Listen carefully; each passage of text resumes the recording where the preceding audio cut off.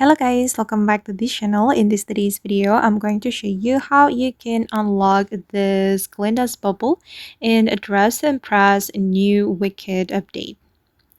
Okay, let's get into it guys. When you click on this bubble, it says this item has not been unlocked, and I'm going to show you how you can unlock this item. Okay, to unlock the Glinda's bubble, you need to join the Bubble Galore, which is in the special round in Dress and Press, and this special round will happen every 2 hours.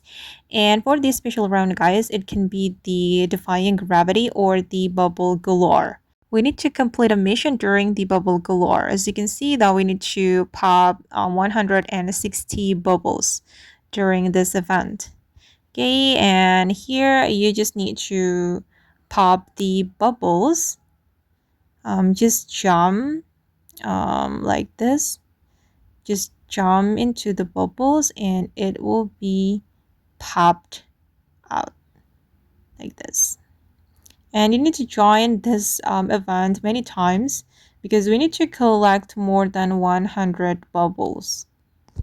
Okay guys, and that's how we can unlock the Glinda's bubble in Dress and Press new Wicked update.